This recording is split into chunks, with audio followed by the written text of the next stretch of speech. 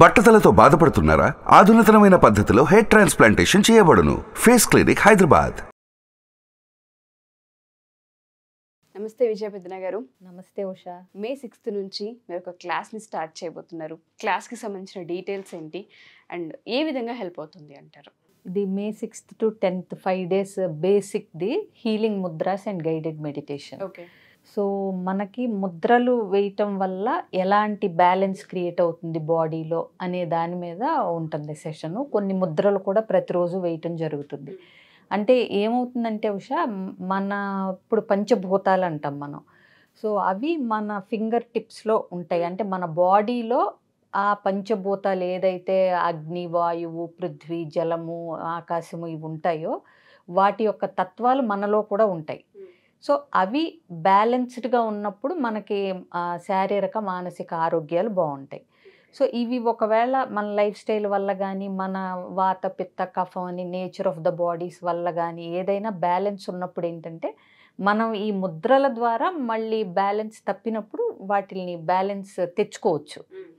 So ఇవి జనరల్గా ప్రతి నర్వస్ సిస్టంలో ప్రతి కనెక్షన్స్ మన ఫింగర్ టిప్స్లో ఉంటాయి. చాలా ఎనర్జీ ఇది చేయటానికి, బ్యాలెన్స్ చేయటానికి. సో ఈ ముద్ర అంటే ఏం లేదు, ఒక జెస్చర్, ఒక చేతితో ఒక అమరిక అనుకోవచ్చు. నువ్వు చెప్తే ఆశ్చర్యపోతావు. స్ట్రెస్లు, యాంగ్జైటీలు, అలాగే బాడీ రిలేటెడ్ అంటే మలబద్ధకాలు, ఓవర్ వెయిట్లు, ఓవర్ థింకింగ్లు, ఇవన్నీ కూడా మనం కంట్రోల్లోకి తెచ్చుకోవచ్చు through mudras. And at the same time దీనికి మెడిటేషన్ కూడా తోడయి ఫిజికల్ ఎక్సర్సైజ్ కూడా ఉంటే కనుక చాలా బాగా బ్యాలెన్స్ని మనం ఈజీగా తెచ్చుకోవచ్చు. సో ఎవరికైనా సరే ఈ స్ట్రెస్, యాంగ్జైటీ అండ్ క్లారిటీ లేని ఒక లైఫ్ ఉంటే first of all peace of mind కోసమైనా సరే మనకు చాలా పెద్ద హెల్ప్ అవుతుంటుంది. అంటే వేరే పాటిస్తూ ఇవి చేసినప్పుడు నీకు ప్రయోజనం ఇంకా బాగా. Exactly, true. Thank you ma'am. ఇది వండర్ఫుల్ అండి క్లాస్, చాలా మందికి హెల్ప్ అవుతుంది కూడాను. తర్వాత ఇది అయిన తర్వాత ఇంకొక కొంచెం గ్యాప్ ఇచ్చి ఒక 1 week, నెక్స్ట్ మళ్ళీ 5 days అడ్వాన్స్డ్ కూడా ఉంటుంది. ఇది జాయిన్ అయిన తర్వాత అది జాయిన్ అవ్వాలి, అంతేనా? Okay, done. Thank you ma'am. So దానికన్నా ముందు ఒక కామెంటే నేను చదివాను.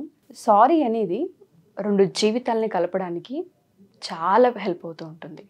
ఒక మనిషి మనసు ఎప్పుడైతే గాయపడుతూ ఉంటుందో సారీ చేసే హీలింగ్ నాకు తెలిసి ఇంకే పదం కూడా హెల్ప్ చేయదేమో, అంత బాగా హెల్ప్ చేస్తూ ఉంటుంది.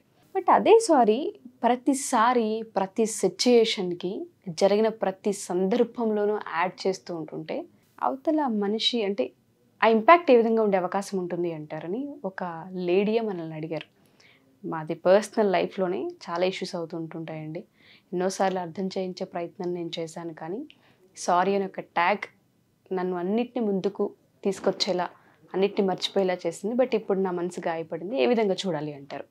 యాక్సెప్టెన్సీ ఉండాలి అన్నారు. అదే యాక్సెప్టెన్సీని నేను చేసుకుంటూ వస్తున్నాను, కానీ నా వల్ల అవ్వట్లేదని చెప్తున్నారు. ఏ విధంగా చూడొచ్చు? సారీ ఈ పదం చాలా అంటే మనం వాడమని ఎక్కువ చెప్తాం. ఎందుకంటే ఇది వాడటానికి ఈగో ఫీల్ అవ్వద్దని చెప్తాం. అంటే తప్పు జరిగింది, నన్ను క్షమించు, లేకపోతే ఎంత తెలుగులో ఇలా చెప్పలేకపోయినా ఇంగ్లీష్లో సారీ చెప్పడం అనేది ఈజీగా కన్వీనియంట్గా ఉంటుంది. బట్ ఈ సారీ అన్న పదం మిస్యూజ్ చేస్తే మొదటికే మోసం వచ్చే అవకాశాలు ఉన్నాయి. సారీ అంటే రకరకాలుగా చెప్పొచ్చు. ఈ సారీ అనేది నువ్వు సారీ కోసం ఏడుస్తున్నావా, సారీ అంటే దానికి సారీ ఫీల్ అవ్వింది ఉండాలి అక్కడ. సారీ అన్న పదం చెప్పకపోయినా పర్లేదు, అర్థమైందా? నువ్వు ఆ సారీ ఫీల్ అవుతున్నావా లేదా అన్నది ముఖ్యం. ఊరికే సారీ ఏం చేసుకోవాలమ్మా, దేనికి పనికిరాదు ఆ మాట. బట్ నువ్వు అవతల వ్యక్తిని నువ్వు ఇబ్బంది పెట్టినందుకు, నువ్వు తెలుసో తెలియకో వాళ్ళని బాధ పెట్టినందుకు నువ్వు కూడా అది రిగ్రెట్ అవుతున్నావు అని చెప్పటానికి చెప్పే పదం సారీ అనేది. అది ఆ ఫీల్తో ఉన్నప్పుడే దానికి ఆ వాల్యూ ఉంటుంది, అర్థమైందా? 0 పక్కన ఒట్టి 0 వదిలేసిన దాని పక్కన ఇటు పక్క 1 వస్తేనే దానికి వాల్యూ ఉన్నట్టు. ఆ 0కి ఆ సారీ అనే పదానికి ముందు ఆ ఫీల్ ఉంటేనే ఆ పదానికి ఆ వాల్యూ ఉంటుంది. ఇంకొకటి ఏంటంటే, ఒకసారి చేసిన తప్పు నుంచి నేర్చుకుని అవతల వ్యక్తిని ఇలాంటి సందర్భాలు బాధ పెడతాయి. ఇర్రెస్పాన్సిబిలిటీయో, బాధ్యత లేకపోవటమో, లేకపోతే తొందరపాటో, ఏదో చేసే పనులు ఇబ్బంది పెడుతున్నాయి అన్నప్పుడు ఒకసారి తప్పు జరగటం ఓకే, యాక్సెప్ట్ చేయొచ్చు, 2 సార్లు ఓకే. బట్ ఇక అది అలవాటు కింద చేసుకుని ప్రతి దానికి ఒక సారీ పడేస్తే అయిపోద్ది అని అవతల వ్యక్తిని టేక్ ఫర్ గ్రాంటెడ్గా తీసుకుని తప్పులు చెయ్య సారీలు చెప్ప, తప్పులు చెయ్య సారీలు చెప్ప, చేసిన తప్పులే చేస్తూ సారీలు చెప్పటం ఇంకా ఇబ్బంది పెడుతుంది. చెప్పటానికి మనకి చెప్తుంటే ఇప్పుడు ఈజీగా ఉండొచ్చు. ఇప్పుడు ప్రతిసారి నువ్వు ఏదో చేస్తానని కమిట్ అయ్యి నువ్వు చేయకుండా సారీ చెప్తావు, మళ్ళీ కమిట్ అవుతావు, మళ్ళీ సారీ చెప్తావు. దీంట్లో ఇంకా ఇబ్బందికరమైన విషయం ఏంటంటే అవతలాళ్ళకి ఇంకా మండుకొచ్చి ఇంకాస్తి అసలు విరక్తి పుట్టేది ఏంటంటే అవతలాళ్ళు నిన్ను కమిట్మెంట్ అడగకుండా నువ్వే చేస్తావు. ఇది ఇంకో దరిద్రం రిలేషన్లో. ఎగ్జాక్ట్లీ. అసలు అవతల వ్యక్తి అడగకుండానే ముందు, అంటే ఇప్పుడు అది చిన్నదైనా అవ్వచ్చు, నేను సాయంత్రం తొందరగా వచ్చి సినిమాకి వెళ్ళి ఇద్దరం బయట డిన్నర్ చేద్దాం అని నువ్వు చెప్పేసి అది రావట్లేదని నువ్వు ఫోన్ చేయకుండా నువ్వు ఏదో పని ఉందని చెప్పి అసలు ఆ ప్రయత్నం చేయకుండా రావాలని, పోనీ రావు సరే ముందు చెప్పాలి కదని మనం అనుకున్నాము నేను తీసుకెళ్తాను కానీ కుదిరేలాగా లేదు, అది ఉండదు. తర్వాత వచ్చి నాకు కుదిరితే తీసుకెళ్దాం అనుకున్నాను కుదరలేదు తీసుకెళ్ళలేదు అని, అదేంటి నేను అడిగాను ఇవన్నీ అయిన తర్వాత సరే సారీ, మొత్తం కెలుక్కున్నట్టే కదా. అసలు నువ్వు తొందరగా వస్తే ఇంట్లోకి వస్తూనే నేను తొందరగా వచ్చాను కదా సినిమాకి వెళ్దామా అనుకుని అప్పటికప్పుడు వెళ్తే అయిపోద్ది కదా. చాలామంది తెలియక చేసే తప్పుల్లో ఇది కూడా ఒకటి. ముందే ఏదో చేశారు. ఇది ఇన్ఫ్యాక్ట్ బోడి సినిమాయే కాబట్టి ఓకే, డిసప్పాయింట్ అయినా ఒక పూట పోతుంది లేదా రెండో రోజు సినిమాకి వెళ్తే అయిపోద్ది.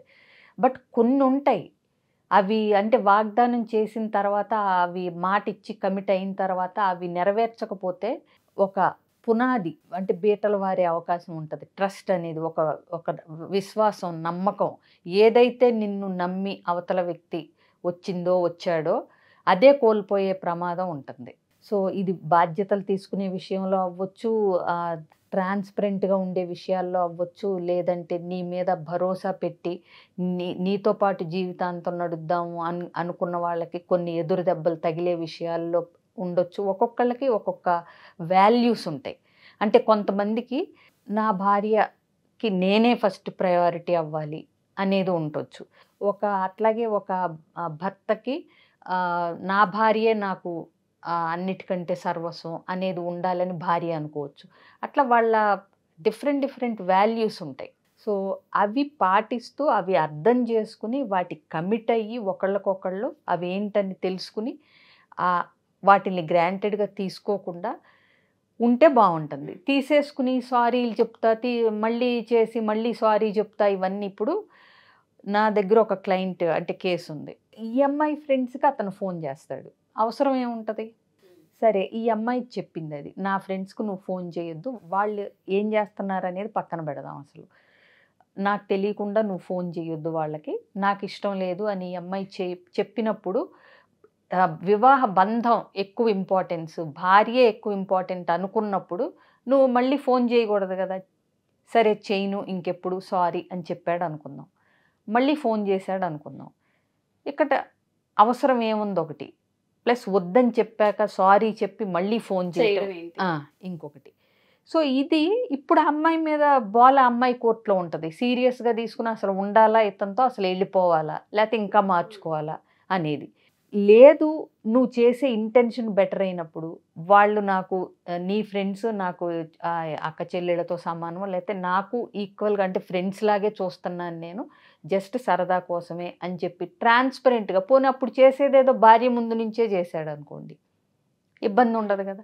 ఫస్ట్ ఆఫ్ ఆల్ ఇవన్నీ కొన్ని లాజికల్గా మాట్లాడితే తప్పులు కాకపోవచ్చు కానీ అనవసరం. రెండింటికి చాలా తేడా ఉంటుంది. తప్పు వేరు, అనవసరాలు వేరు. సో ప్రతి తప్పు అంటే ప్రతి అనవసరం తప్పులు కాకపోవచ్చు కానీ అనవసరం. ఇప్పుడు ఆ అమ్మాయికి ఇష్టం లేదు తన ఫ్రెండ్స్కి నువ్వు చేయటం, అంతే, నువ్వు చేయకూడదు అంతే, అనవసరం. ఇంకా నీకే ఇంటెన్షన్ ఉంది, నువ్వు చెల్లిళ్ళలాగా చూసావా, ఇవన్నీ అప్రస్తుతం, అనవసరం. ఇప్పుడు నీకేదన్నా నీ క్లాస్మేట్స్ నీ ఫ్రెండ్స్ నువ్వు ఉన్నప్పుడు నువ్వు ఎక్స్ప్లెయిన్ చేసుకోవచ్చు, వీళ్ళు నాతో పాటు చదువుకున్నారు ఇదని. అంతే తప్పితే ఆ అమ్మాయి పరిచయం చేస్తే అయిన ఫ్రెండ్స్తో నీకు ఫ్రెండ్షిప్ ఎందుకు, ఆ అమ్మాయికి ఇష్టం లేనప్పుడు?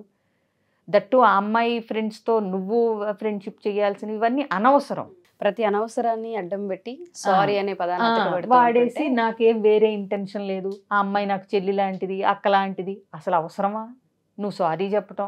ఈ అమ్మాయి అంత క్లియర్గా చెప్పినప్పుడు, నాకు ఇష్టం లేదు నా ఫ్రెండ్స్కి నువ్వు చేయటం అని చెప్పినప్పుడు, ఇది నువ్వు తీసుకోగలవా? నువ్వు పరిచయం చేసిన నీ ఫ్రెండ్స్కి మీ ఆవిడ ఫోన్ చేస్తే ఏంటి తప్పు? మరి అనవసరమే కదా అది. ఇక్కడే వస్తాయి ఈగోస్, పట్టింపులు. ప్రతిదాన్ని ఆర్గ్యూ చేసి లాస్ట్లో ఒక చిన్న సారీ పడేసేసి అక్కడితో సాటిస్ఫై చేసేసాం అనుకుంటారు. కానీ మనసు ఎంత గాయపడుతుందంటే ఆ సారీకి తర్వాత అర్థం కూడా మర్చిపోతారు ఆడవాళ్ళు.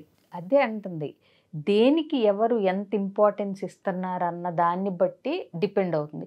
ఇప్పుడు ఒక వైఫ్ అండ్ హస్బెండ్ ఇద్దరికి పెళ్ళై 10 ఏళ్ల తర్వాత యానివర్సరీ అని అంటే సర్లే ఏముందలే ఇక పెద్దాళ్ళం అవుతున్నాము అని, పెళ్ళైన సంవత్సరాల్లో కొత్త సంవత్సరాల్లో ఉన్నంత ఉత్సాహం మెచ్యూరిటీతో అలా అని ప్రేమ లేదని కాదు, దాన్ని సెలబ్రేషన్ విషయంలో దాన్ని వెనక్కి పడిపోతుంది.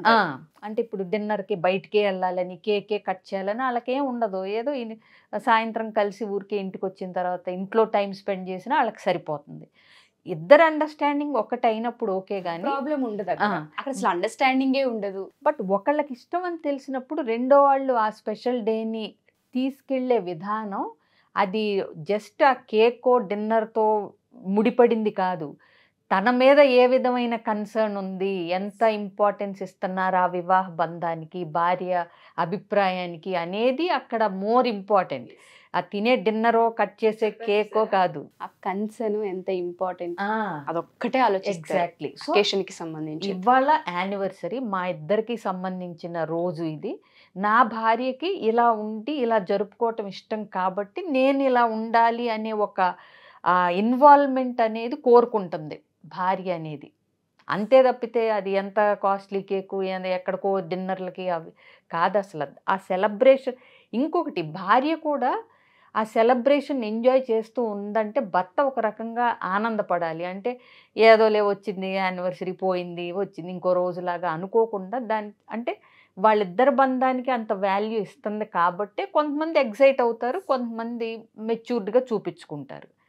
బట్ ఇద్దరికీ ఓకే అయినప్పుడు ఏది తప్పు కాదు. ఒకళ్ళకి ఒకటి ఇష్టం ఇంకొకళ్ళు అన్నప్పుడు దాన్ని ఆ వ్యక్తి ఆ రోజున అది తీర్చగలిగితే ఆ సాటిస్ఫాక్షన్ వేరుగా ఉంటుంది. అన్నీ చేయకుండా ఏముందలే 10 ఏళ్ళు అయింది ఇప్పుడు ఆ డిన్నర్ అవసరమా ఇలా అంటే ఉత్సాహం మీద నీళ్లు జల్లి తర్వాత మూడ్ ఆఫ్లో ఉంటే సారీ చెప్పి ఇవన్నీ ఎందుకు చెప్పండి? భార్యాభర్తలు ఇద్దరు ఎలాంటి వ్యక్తులు అనేది పెళ్ళైన కొంతకాలం ప్రయాణం తర్వాత ఎవరికి ఏమి ఇష్టం, ఎలాంటి వ్యక్తి, కొంతమందికి సరదాగా ఉండటం ఇష్టం, కొంతమందికి మెచ్యూర్డ్గా సెటిల్గా ఉంటారు, ఎలా ఉన్నారన్న దాన్ని బట్టి తీసుకెళ్ళాలి. అంతేగాని తప్పులు రైట్లు ఏమి ఉండవు ఇక్కడ. వాళ్ళిద్దరూ ఎలాంటి అభిప్రాయాలతో ఉన్నారు, ఒకళ్ళ అభిప్రాయానికి ఒకళ్ళు ఒప్పుకోకపోయినా ఎంత గౌరవిస్తున్నారు అనేది ఇంపార్టెంట్. అదర్వైజ్ సారీలు ఎక్కువ సార్లు చెప్పినా ఆ పదానికి ఆ వాల్యూ కూడా ఉండదు.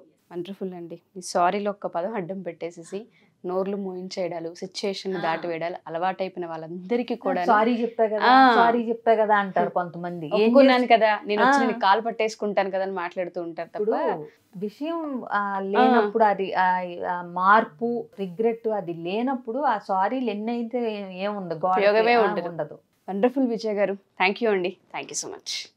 సుమన్ టీవీలో మీ పర్సనల్ అండ్ బిజినెస్ ప్రమోషన్స్ కోసం కింది నెంబర్కి కాంటాక్ట్ చేయండి.